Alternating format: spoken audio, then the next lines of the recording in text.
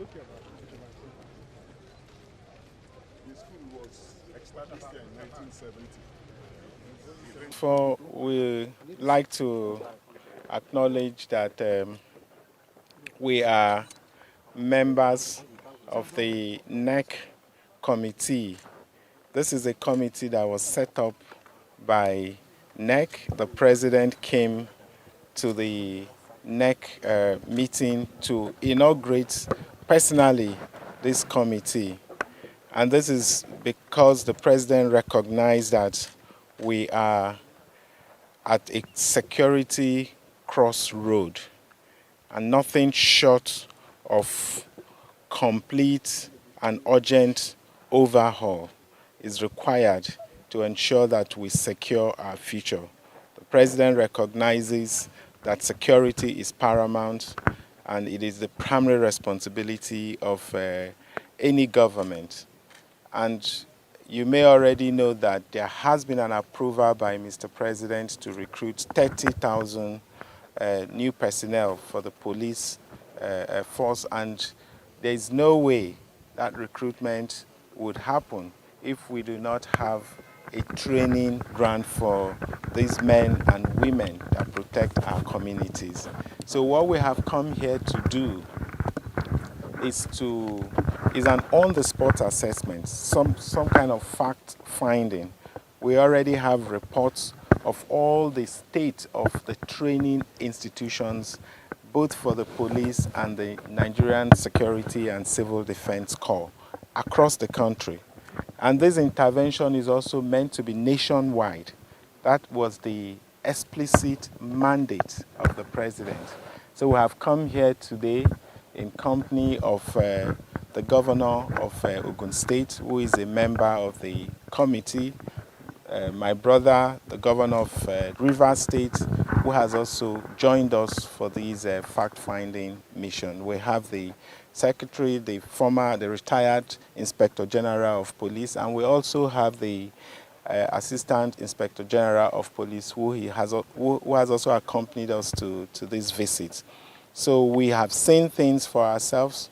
This essentially re-echoes the president's passion for getting things done and getting it done urgently. We cannot be demanding integrity and excellence from our men and women who protect our communities, and we do not model the values that train them to be in line with those integrity and excellence we demand from them. Thank you. It's very important to re-emphasize the fact that this is being treated as an emergency. And so everything about it is going to be treated as such, including the intervention funds for it.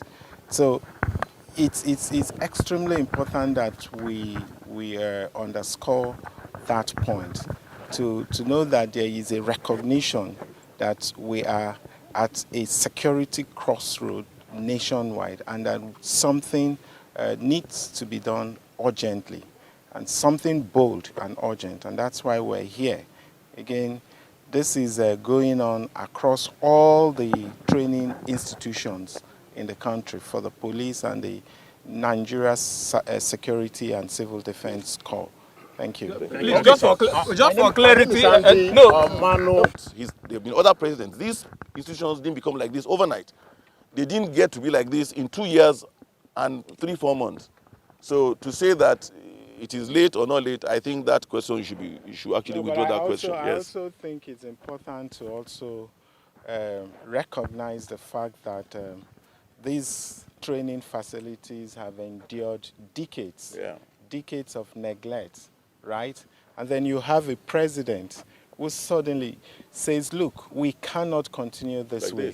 We must essentially ensure that the men and women who protect our communities, they must be exposed to an environment where we can train them to understand what it means to have to be professional. And so this is like a mission, a national mission to restore the integrity, the professionalism, and the confidence of the men and women who protect our communities. And that's what this president has charged us with.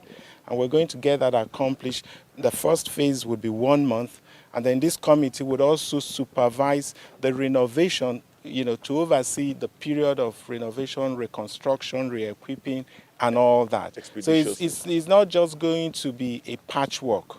There would be a rebuild of the re-equipping, the restoration of the dignity of these men and women who protect our communities. Thank you very much.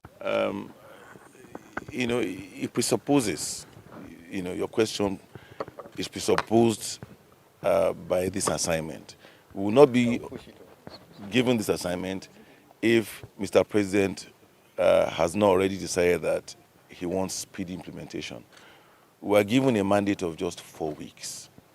And because of that, we split ourselves into 2 groups. One group visiting the northern training centers and facilities and colleges, and another group which is us dealing with the ones in the south. And I must, in support of our chairman, say that this is a very clear demonstration by the president of his political will as, the commander-in-chief of the armed forces to support the law enforcement architecture. And it is in line with that support of his to ensure that the law enforcement architecture needs to be more robust, that he has set up this subcommittee of the National Economic Council. And like the chairman said, he actually came to NEC. The president is not a member of NEC. NEC is chaired by the vice president, but he came to NEC himself to inaugurate this committee. And in line with his drive to recruit at the minimum 30,000 police personnel. But you cannot recruit them without training them.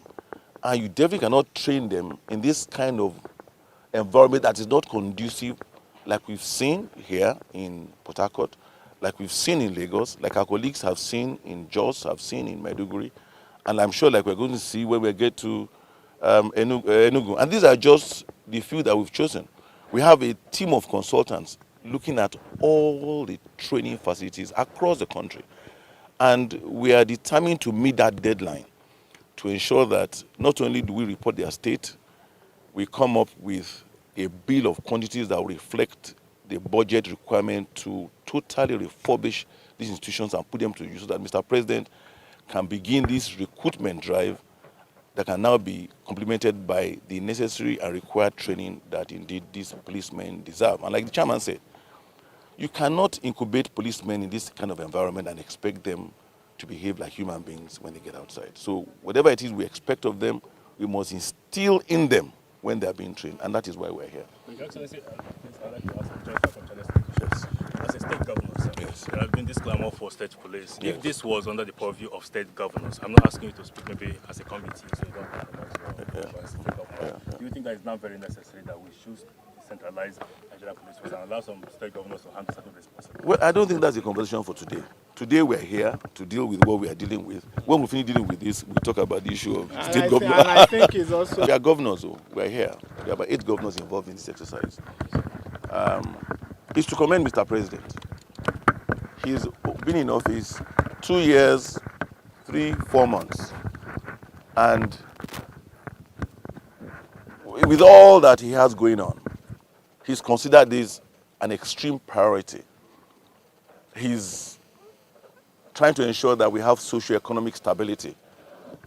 But he's also recognized that we cannot achieve all his macroeconomic policies desired without this very key enabler, which is provision of security. You cannot achieve provision of security if you don't have motivated law enforcement officers. And of course, the policemen are the ones that are boots on the ground, that are in charge of internal security.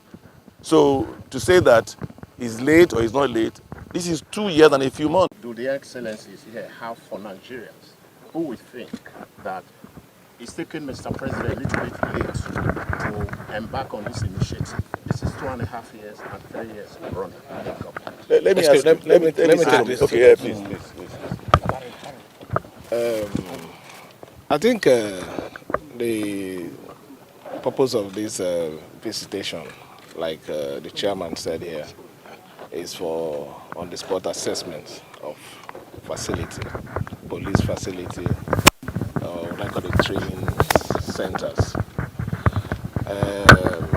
What is important here is that the president has come out to make a bold statement that he wants the police officers that will be trained, that will be engaged, to come out professionally. And I strongly believe that with the situation of our country today, it is not a mere talking. He meant every word he has said. So on the issue of what the Arise man is asking, it doesn't matter. We just started now, and I'm very sure that we are going to get it right. And let me also add here, it's not just about putting the facilities together. It's a whole package. At the end of the day, police will be motivated so much that they will also act professionally like any other police in any part of the world. Thank you. Just for clarity, please.